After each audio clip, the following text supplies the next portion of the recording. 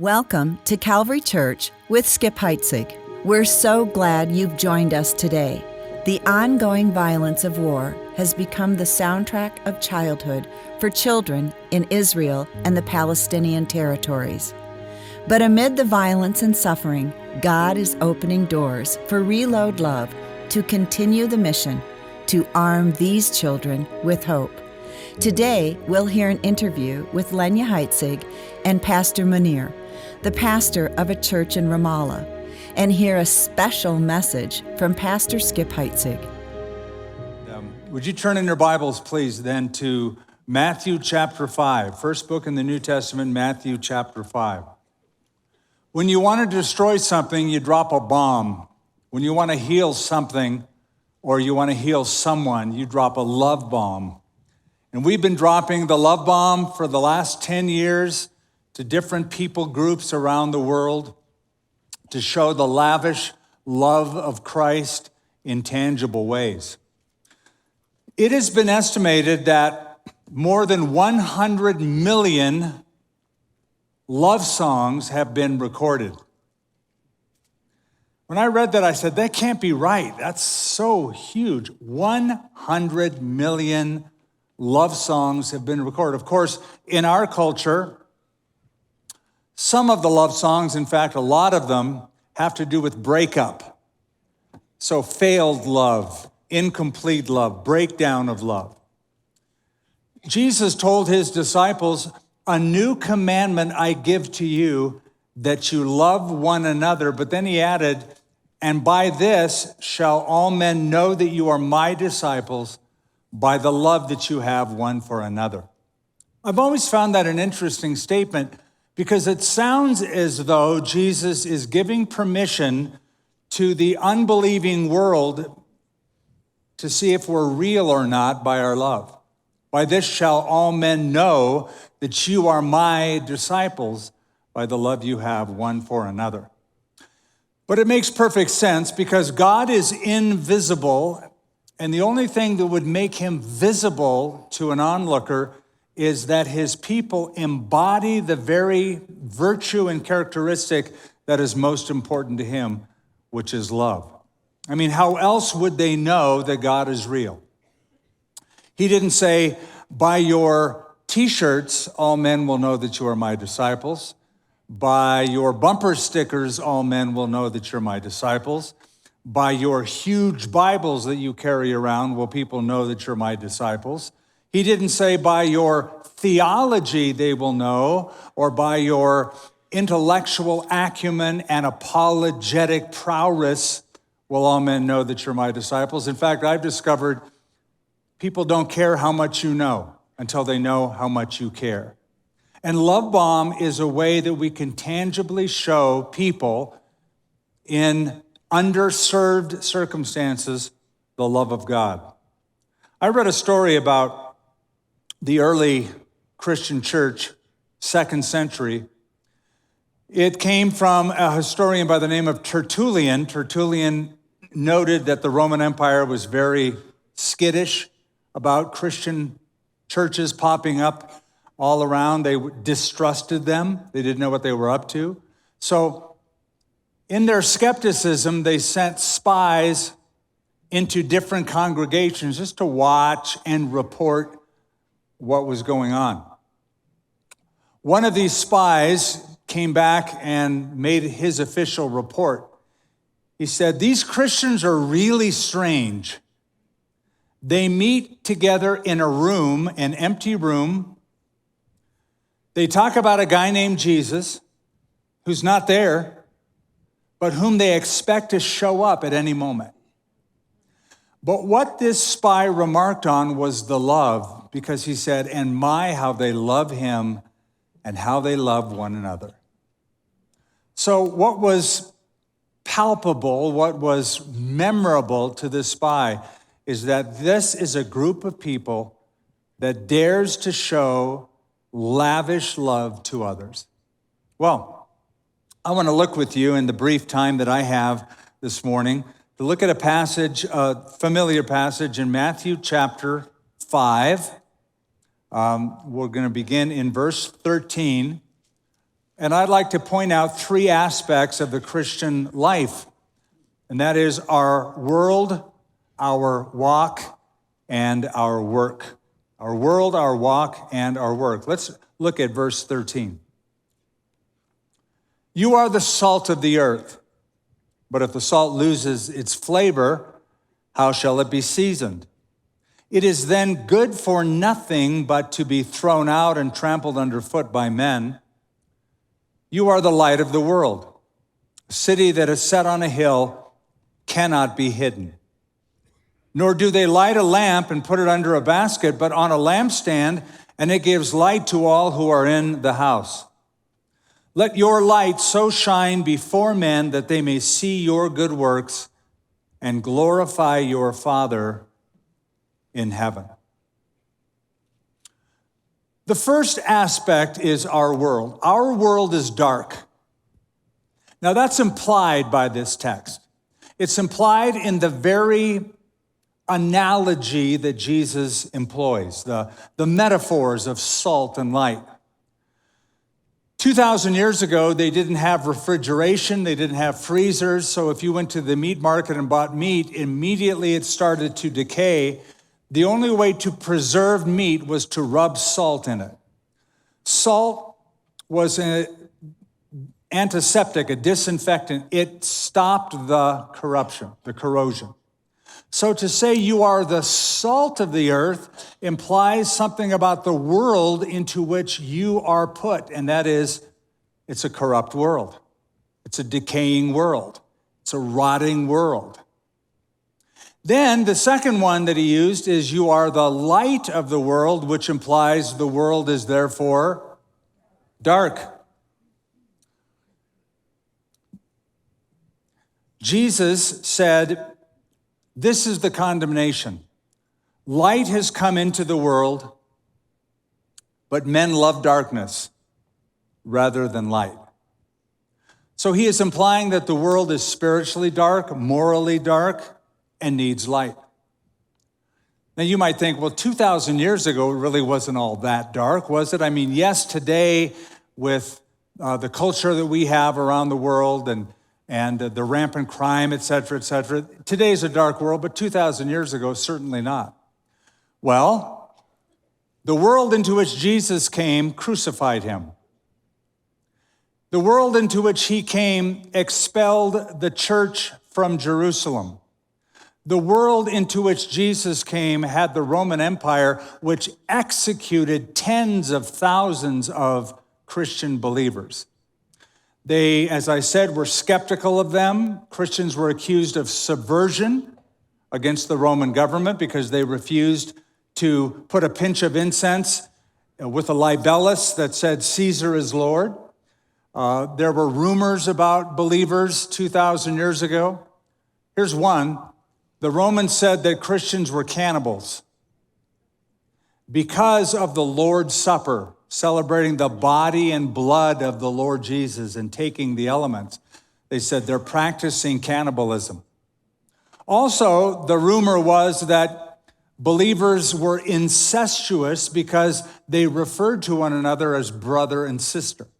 So all of these rumors gave them cause, justification in their minds, to persecute the early church.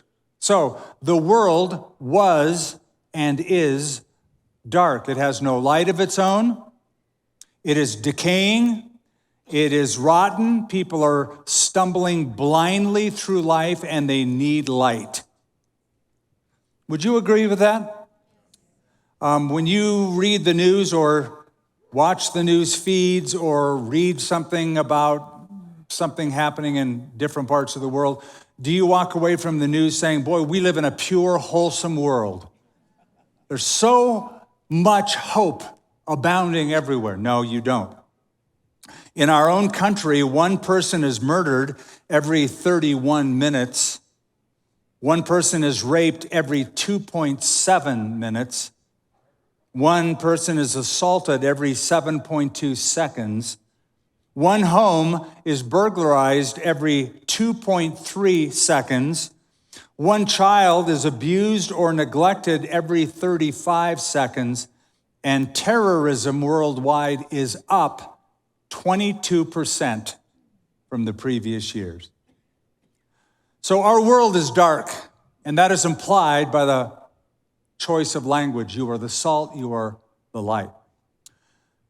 But also, it doesn't just imply something about our world, but something about us. Yes, our world is dark, but the second aspect is our walk is different. Our walk is different. If ever there was a statement that should cause us to lift our heads high and stand up straight and think, man, what a noble calling it is to be a Christian, it is this. You are the salt of the earth. You are the light of the world. This should make us stand up and sing, onward, Christian soldiers, not armed with bullets and bombs, but armed with his love. This doesn't make us hunker down and put our head between our legs and want the storm to pass quickly. No, this makes us want to get involved. You and I are the salt of the earth and the light of the world. Okay, so a few characteristics about light. Light is fast. Light travels at 186,000 miles per second. So it takes 8 minutes and 20 seconds for a beam of light leaving the sun to hit the earth because it's 93 million miles away. But because light is so fast, it's almost instantaneous. So light travels fast, but visible light is part of a spectrum. I remember this from my college days. I had to study the electromagnetic spectrum. That's the platform of wavelength radiation all the way from radio waves to gamma rays, and a very small percentage, in fact, 0.0035 of all of that light is visible light. So we see visible light, but it's visible light that makes everything around us accessible and visible. So Jesus is saying to his disciples, you are the light of the world. In the Greek language, it's in the emphatic plural. It would better read this way: you and you alone are the salt of the earth. You and you only are the light of the world. It's quite a thing to say. It's as if he's saying the world has absolutely no hope unless you step up and shine your light. Now, I know some of you are Bible students and you go, well, I disagree. I disagree because Jesus said he was the light of the world, right? John chapter 8, I'm the light of the world. Whoever follows me will not walk in darkness, but have the light of life. Yes, he did say that, but keep reading, because after John chapter 8 is, tell me, John chapter 9. Very good. John chapter 9, listen to what Jesus said, and you'll put it all together. As long as I am in the world, I am the light of the world. Now it makes sense. Jesus is the light of the world, but the light has left. He ascended to the right hand of the Father. And before he left, he said to his disciples, you and you only are the light of the world. I am, but now you are. So the relationship is like this. It's like the sun to the moon. The moon has no light of its own. The moon simply reflects the light that the sun shines upon it, bounces off the moon, and 1.2 seconds later, it hits the earth. So just as the moon is a reflector of the sun, Christians are a reflector of the Son of God. We reflect his life. Listen, here's our job: glow in the dark. That's the Christian's job description: glow in the dark. Yes, the world is dark. Yes, the world is in a mess. Guess what? Whenever there's a mess, the answer is a messenger with a message being injected into the middle of the mess and glowing in the dark, reflecting his light. You know, sometimes we complain, well, the world is getting darker and darker. I think the issue is you should shine and I should shine brighter and brighter, not blocking the light. So we should be bringing the message of hope, the gospel, and then demonstrating the gospel by our love. Now, a couple things about light. For light to be effective, light has to be seen, has to be noticed. Jesus put it this way: a city that is set upon a hill cannot be hidden. Ancient cities were often built on hills for a few reasons. Number one, they would be up higher, so the breezes would blow and cool them off in the afternoon. Number two, and principally for protection, you can fortify something on a hill much easier. You can see the enemy trying to come up the hill, and so you can build walls and protect it. So cities were often built on hills. In Galilee, where Jesus spoke these words, many of the cities were built on hills. In fact, there is a city, if we were there, I could show you at night. There's a city that we believe Jesus was actually referring to when he talked about a city set upon a hill. It's still in existence today. It's the little town in the hills of Galilee called Safed. It is set up on a hill so that people can navigate around the Sea of Galilee by looking at that city. It is the city set upon a hill that cannot be hid. And then he continues, nor do they light a lamp and then put a basket over it, but they put it up on a lampstand. Now he's talking about inside the home at night. And it gives light to all who are in the house. So light has to be seen, which means we, the light of the world, need to be around darkness. We have a task that can only be employed in darkness.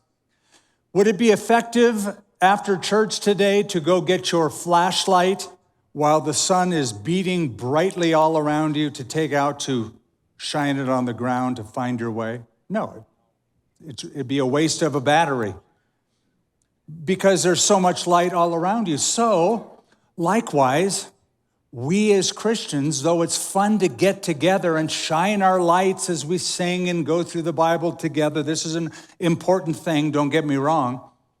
But the real value is once we disperse out into the community, out into the darkness, and make a difference. Here's why. Light invades whatever space it is introduced into. In whatever space you put light, it will invade that space. Christians ought to do the same. We should invade every space we're introduced into.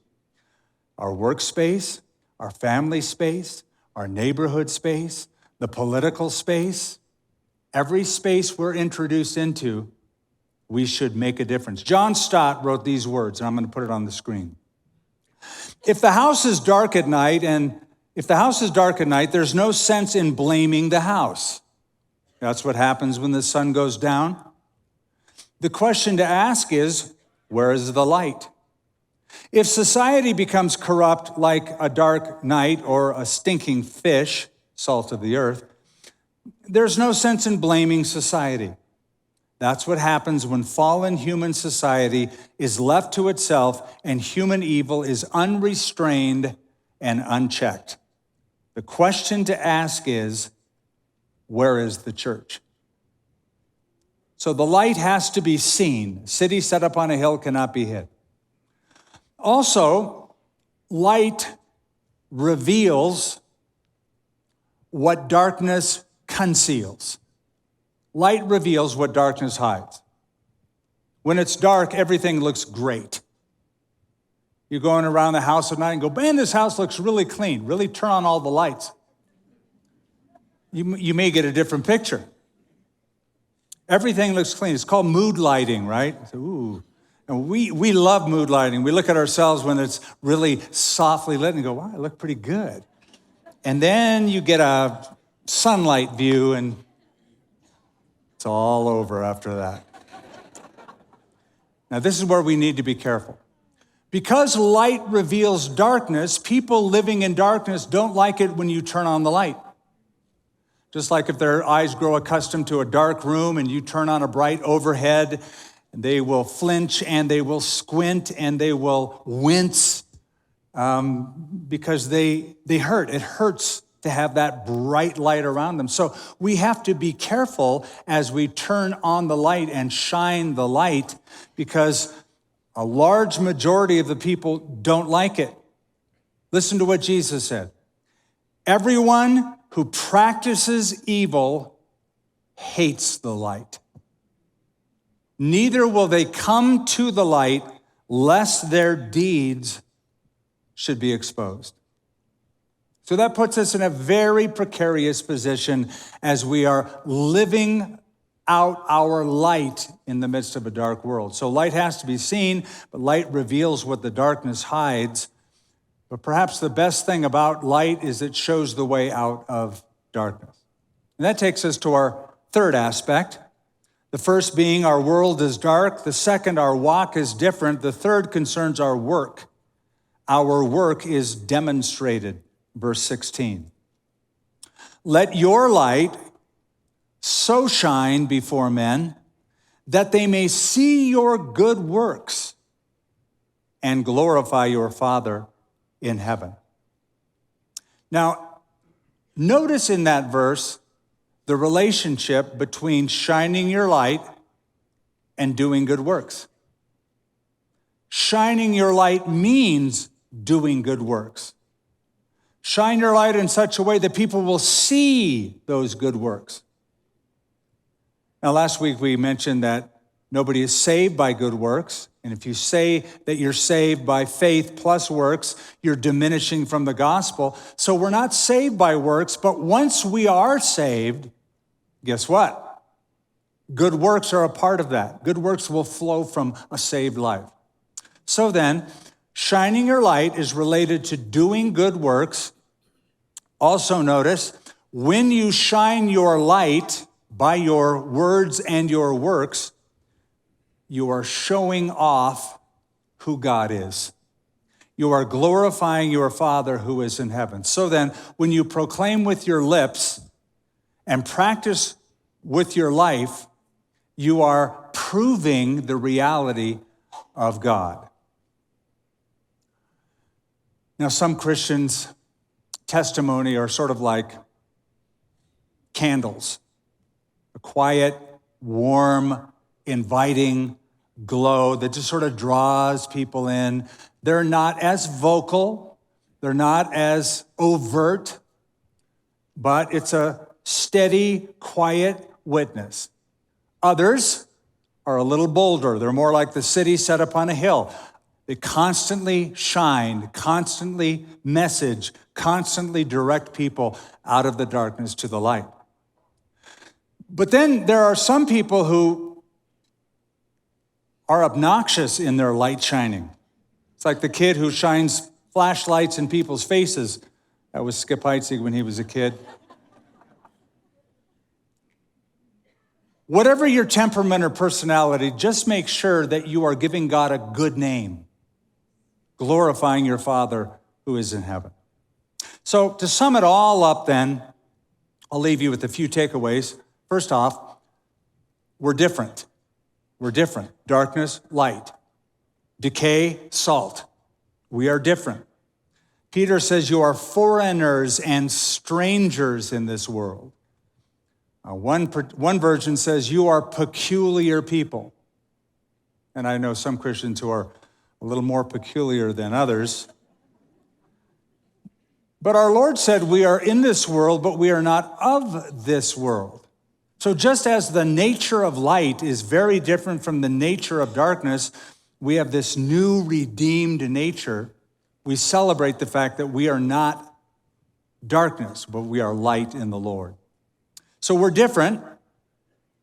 Second quick takeaway, we are noticed. Jesus said here that they may see your good works.